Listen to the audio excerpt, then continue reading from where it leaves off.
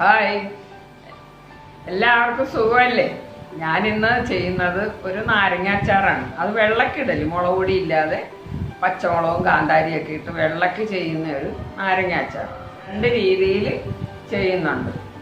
ഒന്ന് മോൻ്റെ ഒരു ഫ്രണ്ട് പറഞ്ഞു കൊടുത്തതാണ്, പിന്നെ ഒന്ന് എൻ്റെ അച്ചാറാണ്.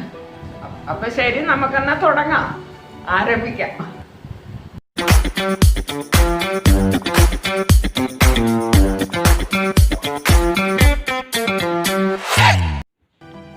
സുഹൃത്തുക്കളെ, അപ്പോൾ നമുക്കിന്ന് എൻ്റെ കൂടെ പഠിച്ച ഒരു ഫ്രണ്ടിൻ്റെ അച്ഛൻ എനിക്ക് പറഞ്ഞു തന്നൊരു റെസിപ്പിയാണത്, നാരങ്ങ വെള്ളക്കിടുന്നത്. അപ്പോൾ അതിന് നമ്മൾ ഇതൊരു 15 നാരങ്ങ എടുത്തിട്ടുണ്ട് കേട്ടോ. അതൊരു 4 കഷ്ണമായിട്ടൊന്ന് മുറിച്ചിട്ടുണ്ട്. ഇതിലേക്ക് ഇടാനായിട്ട് ഒരു 2 കഷ്ണം വലിയ ഇഞ്ചി എടുത്തിട്ടുണ്ട് ഞാൻ. പിന്നെ ഒരു 15 പച്ചമുളക്, അത് നമുക്കിതിനകത്ത് കീറിയിടാം. പിന്നെ ഉപ്പിലിട്ടിരുന്ന കുറച്ച് കാന്താരി മുളകും കൂടി ഇടുന്നുണ്ട്. പച്ചക്കാന്താരി ഇന്ന് കിട്ടിയില്ല കേട്ടോ, അതുകൊണ്ട് അതും കൂടി അങ്ങോട്ട് എടുത്തു. നമ്മൾ ഇഞ്ചിയും പച്ചമുളകും ഒന്ന് നന്നായിട്ട് ചെറുതായിട്ടൊന്ന് അരിഞ്ഞെടുത്തിട്ടുണ്ട് കേട്ടോ. പിന്നെ വളരെയേറെ ശ്രദ്ധിക്കേണ്ട, ഇങ്ങനെയുള്ള അച്ചാറുകൾ ഇടുമ്പോൾ വളരെയേറെ ശ്രദ്ധിക്കേണ്ട ഒരു കാര്യം എന്ന് വെച്ചാൽ, ഈ ചെറുനാരങ്ങയിലോ പച്ചമുളകിലോ ഒന്നിലും ഒരു തരി വെള്ളം പോലും ഉണ്ടാവരുത്. ഞാനിപ്പോൾ ഇത് ചെയ്തത്, ഇതെല്ലാം എടുത്ത് ചെറുനാരങ്ങ എല്ലാം ഓരോന്ന് എടുത്ത് നല്ല തുണിയിൽ തുടച്ചു, പച്ചമുളകും ഇഞ്ചി എല്ലാം തുടച്ചാണ് എടുത്തിരിക്കുന്നത്. ഇത് വെള്ളം ഉണ്ടെങ്കിൽ പെട്ടെന്ന് പൂപ്പൽ കയറും. അതേപോലെ തന്നെ നിങ്ങളിത് കുപ്പിയിലാക്കി കഴിഞ്ഞ് എയർ ടൈറ്റ് ആയിരിക്കണം കുപ്പി. പിന്നെ കുപ്പിയിൽ നിന്ന് അച്ചാർ എടുക്കുമ്പോൾ നനഞ്ഞ സ്പൂണ്, ഒരു ചെറിയ വെള്ളമുള്ള സ്പൂൺ ഇട്ടാൽ പോലും അത് പൂപ്പൽ പിടിക്കും. അപ്പോൾ നമ്മൾ ഈ എല്ലാ ഇൻഗ്രീഡിയൻറ്റും ഒരുമിച്ചൊന്ന് നന്നായിട്ടൊന്ന് മിക്സ് ചെയ്ത് വെച്ചിട്ടുണ്ട്. ഇനി നമുക്കിതൊന്ന് ആവിയിൽ വേവിച്ചെടുക്കാം. ഇതൊരു സ്റ്റീൽ പാത്രത്തിൽ എല്ലാം ആക്കിയിട്ട് ഞാൻ ഇഡ്ഡലി പാത്രത്തിലാണ് വെച്ചിരിക്കുന്നത്. ഇതിപ്പോൾ ആവി കൊണ്ടാലും നമ്മുടെ ഈ ചെറുനാരങ്ങയുടെ നീരോ ഒന്നും നമുക്ക് പുറത്ത് പോകാതെ കിട്ടും. ഇത് ചെറിയ പാത്രത്തിലായതുകൊണ്ട് നമ്മൾ ഇടക്കിടക്കൊന്ന് ഇളക്കി കൊടുക്കണുണ്ട്. കാരണം താഴെ ഇരിക്കുന്നതിലേക്ക് ചിലപ്പോൾ ആവി എത്തില്ല, അപ്പോൾ വേവിന് വ്യത്യാസം വരും. അപ്പോൾ ഒന്ന് ഇടക്കിടക്കൊന്ന് ഇളക്കി കൊടുക്കാം. നിങ്ങൾക്ക് പരന്ന പാത്രം ഉണ്ടെങ്കിൽ അതായിരിക്കട്ടെ ബെസ്റ്റ്. നമുക്കത് മൂടി വെച്ച് ആവി കൊള്ളിക്കാം. ഇതിപ്പോൾ ഒരുവിധം വെന്തിട്ടുണ്ട്. അപ്പോൾ ആ ചെറുനാരങ്ങയുടെ നീര് തന്നെ ആ പാത്രത്തിൽ വന്നേക്കണം നിങ്ങൾക്ക് കാണാം. എനിക്ക് തോന്നുന്നു നമ്മളിപ്പോൾ ഏകദേശം ഒരു അരമണിക്കൂറോളം ആവിയിൽ വെച്ചിട്ടുണ്ട്. ഇനി ഇത് വേറെ ഒന്നുമില്ല, ഇത് എടുത്ത് മാറ്റി വെക്കുക. നന്നായി തണുത്ത് റൂം ടെമ്പറേച്ചറിൽ വന്നു കഴിയുമ്പോൾ ആവശ്യമുള്ള ഉപ്പ് ഇട്ട് മിക്സ് ചെയ്ത് നല്ല അടച്ച ഒരു കുപ്പിയിൽ വെക്കുക. ഇതിപ്പോൾ ഒരാഴ്ചക്ക് ശേഷം, 2 ദിവസം കഴിഞ്ഞാൽ കഴിക്കാം. എന്നാലും നിങ്ങൾക്ക് ഒരാഴ്ചക്ക് കഴിയുമ്പോൾ നന്നായി ഉപ്പ് പിടിച്ച് നല്ല ടേസ്റ്റാണ് ഇത് കഴിക്കാൻ.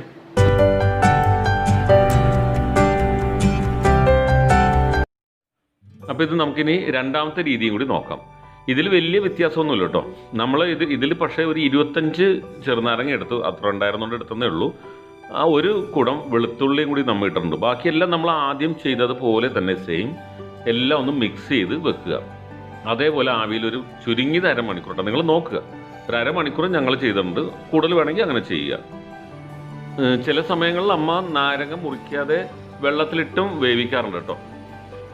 എങ്ങനെയാണെങ്കിലും നാരങ്ങ ഒന്ന് നന്നായിട്ട് വെന്ത് കിട്ടുക, അത്രേ ഉള്ളൂ.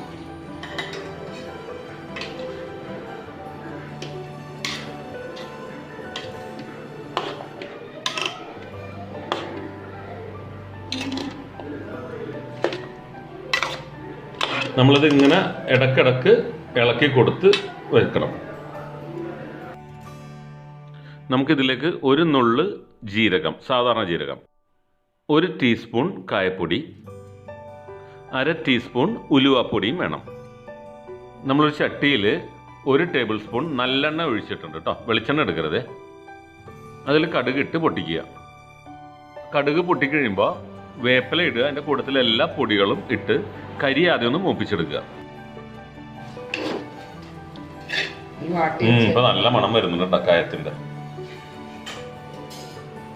ഇനി അതിലേക്ക് നമുക്ക് വാട്ടി വെച്ചിരിക്കുന്ന നാരങ്ങ, ഇഞ്ചി, പച്ചമുളക്, വെളുത്തുള്ളി, നാരങ്ങയും കൂടി വാട്ടി വെച്ചിരിക്കുകയാണ്. ഓക്കെ, അത് നമുക്കിടാം.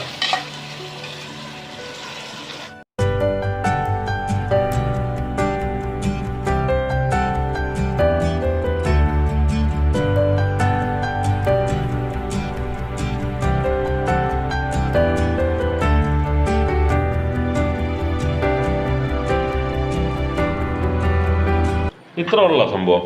ഇനി ഉപ്പിട്ടാ മതി. ആ, ഉപ്പ് ഇച്ചിരി ചാറ് വേണ്ടതിന് ഞാൻ ഉപ്പ് വെള്ളം തിളപ്പിച്ച് കല്ലുപ്പിട്ട് വെള്ളം തിളപ്പിച്ചത് ആണ് ഒഴിക്കുന്നത്. അത്ര മതിയോ? ആവശ്യത്തിന് നോക്കിയിട്ട് കുറേശ്ശെ കുറേശ്ശെ ഒഴിച്ച് നോക്കിയാണ്.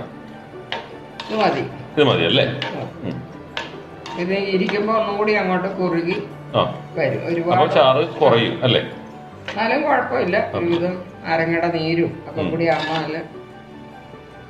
എനിക്ക് മറ്റേ ചുവന്ന മുളക് അച്ചാറ്, അല്ല ചുമന്ന മുളക്, എനിക്ക് ആ ചുമന്ന നാരങ്ങ ഉണ്ടല്ലേ നമ്മുടെ മുളക് പൊടിയിട്ട് നാരങ്ങ അച്ചാർ വെക്കുന്നതിനേക്കാൾ ടേസ്റ്റ് എനിക്ക് ഇതിലാണ് തോന്നിയിട്ടുള്ളത്.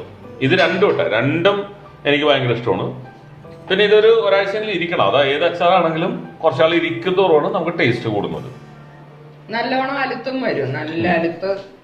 പിന്നെ അതല്ല എല്ലാ ഇതിനും കഞ്ഞിക്കോ ഇപ്പൊ ഒരു പെട്ടെന്ന് നമുക്ക് ഒന്ന് ഇങ്ങോട്ട് നോക്കി സംസാരിച്ചാൽ നന്നായിരിക്കും. രാത്രിയൊക്കെ കഞ്ഞി കുടിക്കും. ഇങ്ങോട്ട് നോക്കി സംസാരിച്ചാൽ ആദ്യം പോലെ പറ. പിന്നെ അല്ല ഈ അച്ചാറിപ്പോ നമ്മള് കഞ്ഞി കുടിക്കുമ്പോ ഏറ്റവും നല്ലതാണ്. അതെ അതെ, നല്ല കുത്തരി ചോറിന്റെ കഞ്ഞി. അപ്പൊ മഴയും കൂടി ഉണ്ടെങ്കിൽ അടിപൊളിയല്ലേ? ഈ കഞ്ഞി അങ്ങനെയല്ല, പുറത്ത് വന്നില്ല മഞ്ഞ് അല്ലെങ്കിൽ മഴ ഉണ്ടെങ്കിൽ അടിപൊളി. പയറും കഞ്ഞിയും പയറും ഈ അച്ചാറും ഉണ്ടല്ലോ, അത് മതി, നമുക്കത് മതി. അതാണ്. അപ്പൊ എല്ലാരോടും ഒന്ന് ടാറ്റ ബൈ ബൈ പറഞ്ഞേക്കും. എല്ലാരും ഒന്ന് ഉണ്ടാക്കി നോക്കണം കേട്ടോ. എല്ലാവർക്കും ബൈ ബൈ ടാറ്റ.